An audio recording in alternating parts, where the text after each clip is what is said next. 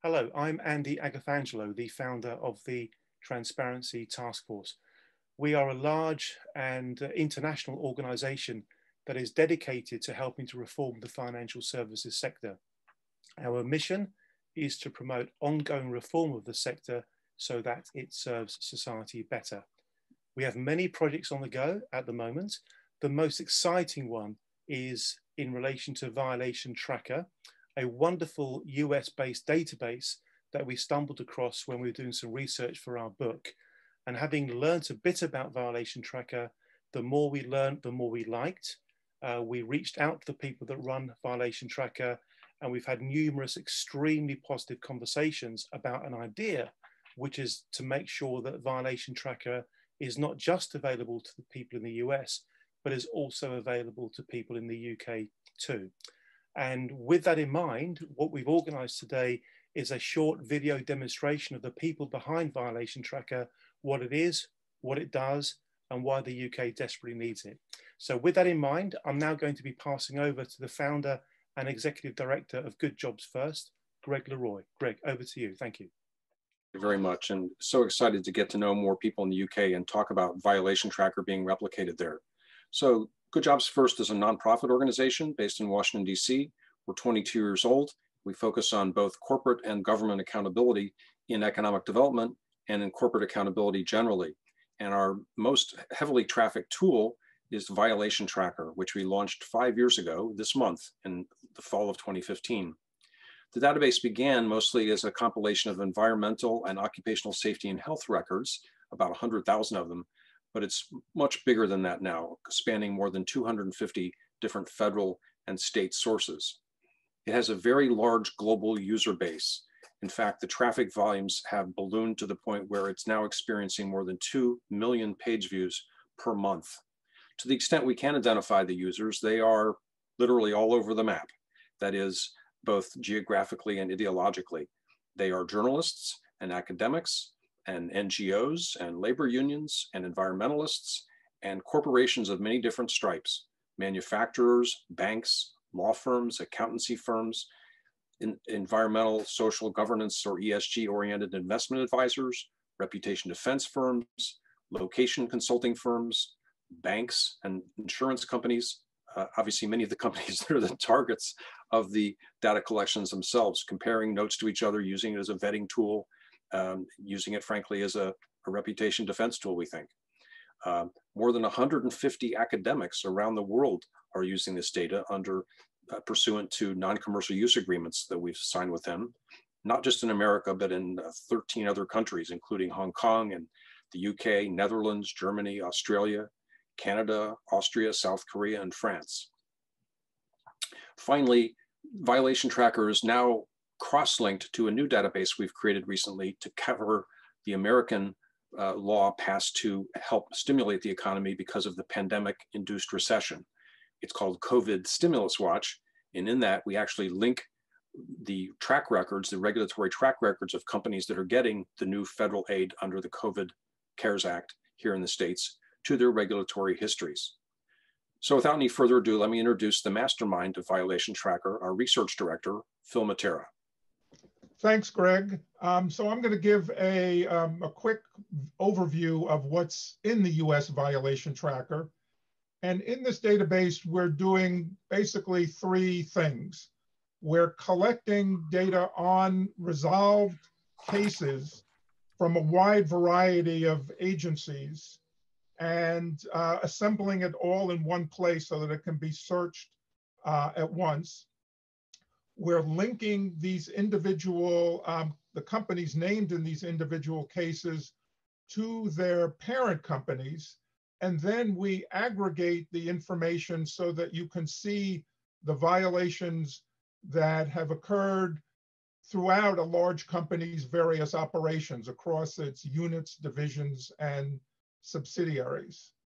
We also tag all the individual entries, according to the nature of the offense. We have both narrow types of offenses and broad types of offenses so that you can search for the information that's most relevant to your needs. So I'm going to share my screen out so that you can see what the violation tracker homepage looks like. And I hope that that's visible to everybody. So this is what you see when you go to violationtracker.org. And we make the data available in through two different approaches. The first one is through a series of summary pages in which you can choose first if you're interested in a particular parent company, you can go down this very long list. It's more than 3,000 companies for which we've aggregated information, and you can choose which one is of interest to you. And our parent companies, by the way, are both US-based companies and foreign-based companies. So here we have HSBC, because they do have US operations and they've been caught up in different regulatory and legal matters in the US. We have quite a bit of information on that bank. We've got 59 different records. So some of this may be difficult for you to read on the screen. I can make it a little bit larger, see if that helps. So we've got 59 different records here for HSBC. We have these broad categories that I mentioned before, including financial offenses, competition-related offenses, et cetera. We give you the totals there, the dollar totals, and the number of records. Then we give you the breakdown in more specific, more narrow offense types. So we've got kind of 9 broad categories and about 80 different more specific categories. And then if you scroll down more, you'll see all of the individual entries that we've assembled to come up with these totals. So in the case here, we have more than $6.5 billion in penalties, and penalties include both fines and legal settlements. And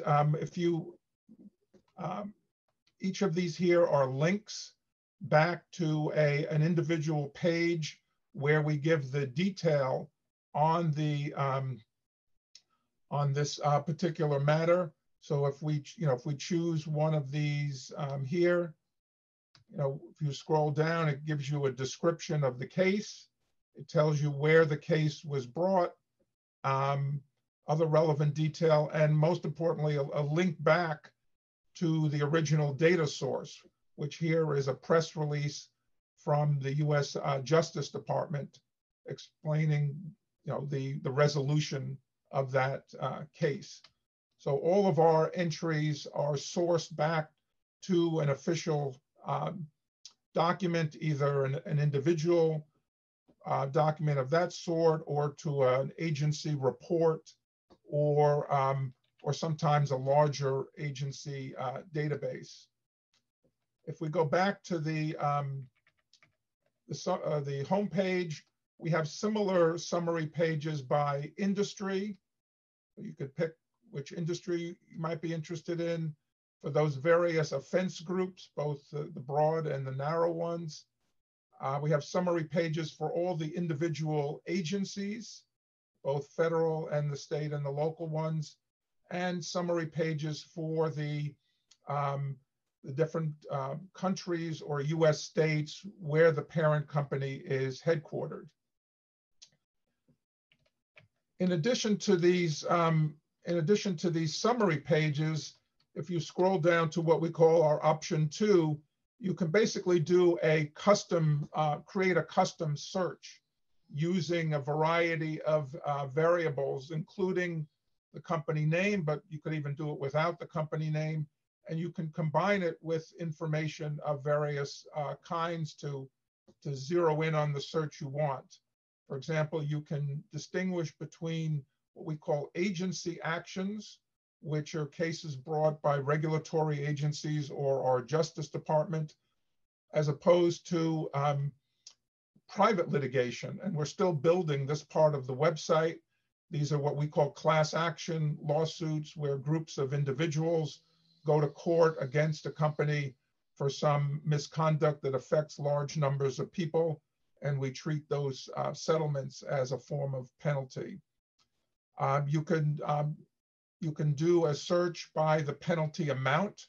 So for example, if you wanted to show all of the penalties that are $1 billion or more, you can do that, and you'll see we've got 90 results. BP at the top. This was the large settlement involving their disaster in the Gulf of Mexico back in 2015, and many more. And you can, you could limit it by agency, you can limit it by year, you can limit it by presidential administration, and various other things. For certain agencies, we're able to obtain information on not just on the company, the overall company, but on individual facilities, so that we're able to capture the address information and other specific information about that facility. And we make it possible for you to choose, for example, a particular state, and to show information on cases involving a particular city. You could show all the ones in that state or all the ones in a particular city. So, so as you can see, we've got a very robust search feature here on the website. We also give you a list here under agency data sources. You can see all the various agencies that we gather the information from, both at the federal level. We have basically every federal regulatory agency, and increasingly we're filling in the state and the local data. We have a very extensive user guide that goes through all the different data elements. And we have an update log, so that you can keep track of, see when we last updated the website and what we added to it, and any new features that we added at that time. So this is a quick look at what the U.S. violation tracker looks like. It's it's our understanding that the UK version of this, once it's created, will have a number of similarities, but there may also be unique features that would be appropriate for the UK data.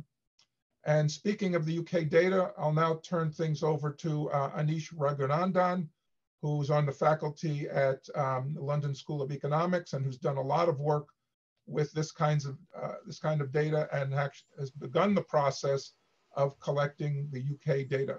So Anish.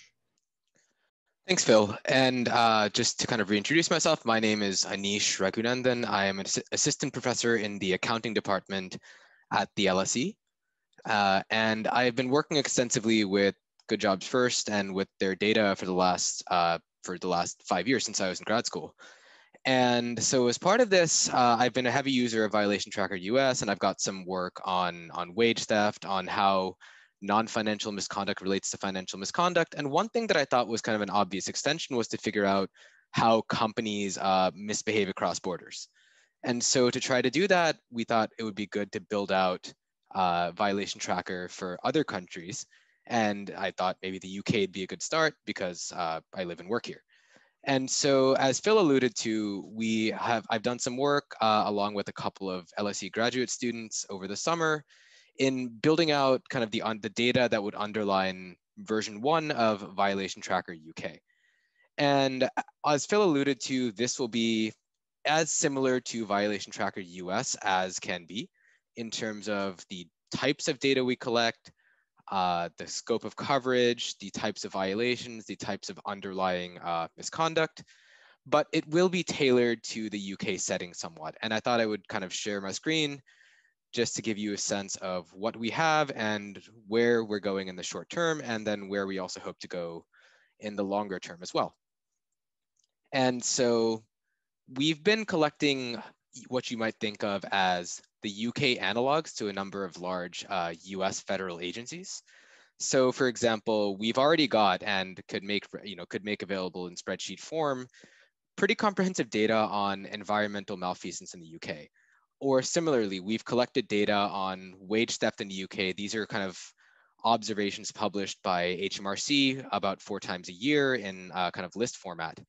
And as you can see, we've got 14 agencies of data so far, fully included, right? So if the data exists on the website, if the data exists in public form, we have it for these 14 agencies. And you can see over here the number of cases. You'll notice that some agencies have a lot of cases, some agencies not so many.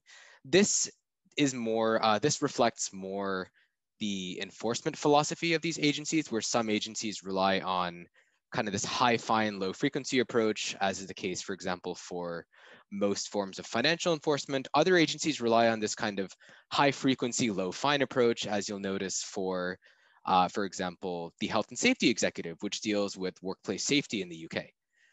But in any case, no matter what the enforcement philosophy, we have the data. We've got about 17,000 cases so far, and those are just cases in which we could identify a monetary sanction.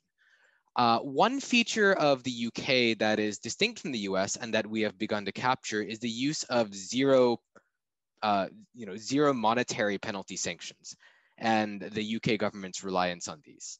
So you'll notice that in many cases, the Environment Agency, the Health and Safety Executive, and many other agencies as well that we just haven't had a chance to collect, issue what are called warnings or cautions or enforcement notices that serve as kind of first notice that something is wrong.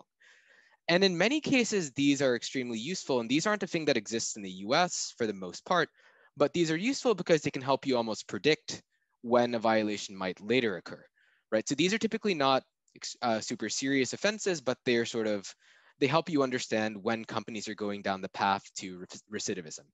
And I bring this up to highlight the fact that this is unique to the UK, at least relative to the US, and we have this data. And similarly, the next big thing we're collecting moving forward is data from the Employment Tribunal. So again, this is maybe something where that'll be more helpful for our US viewers. In the US,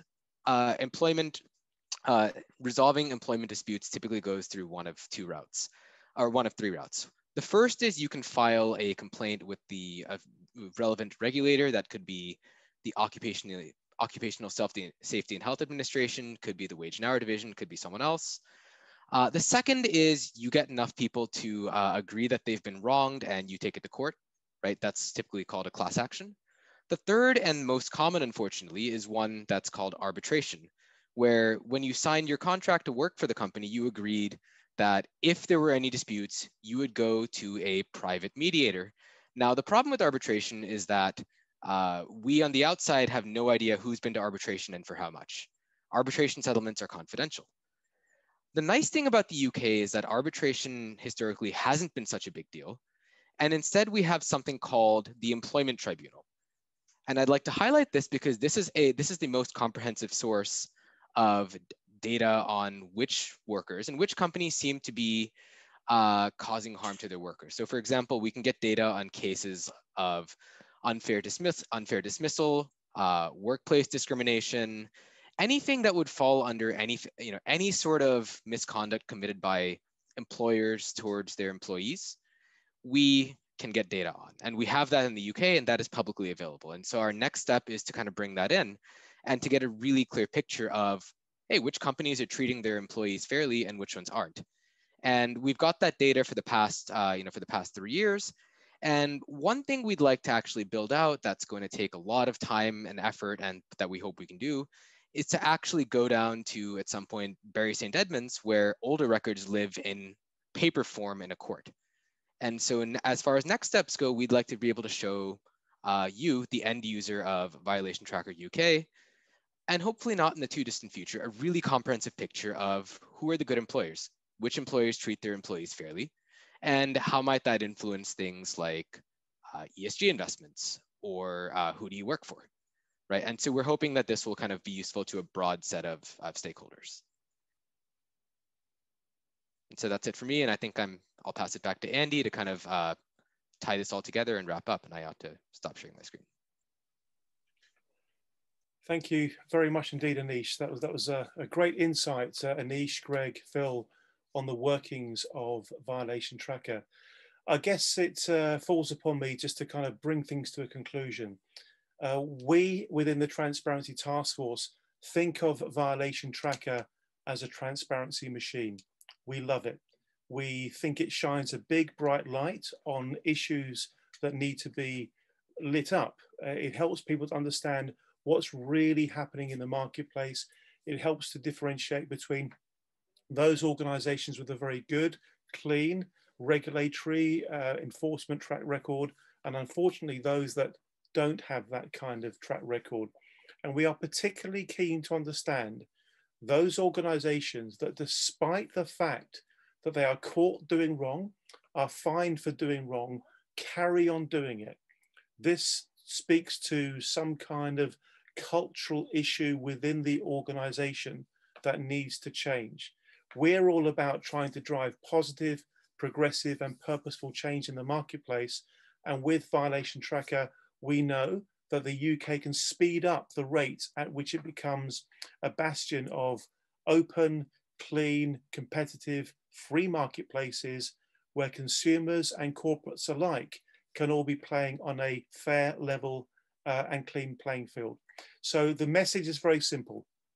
This is a tool, a utility that's a great public good in the United States. We want it in the UK. That means we need to get support for it. We want financial support. We want operational support. We want all the support we can possibly get, because the more support we have, the quicker it can happen, the quicker it can start delivering benefits.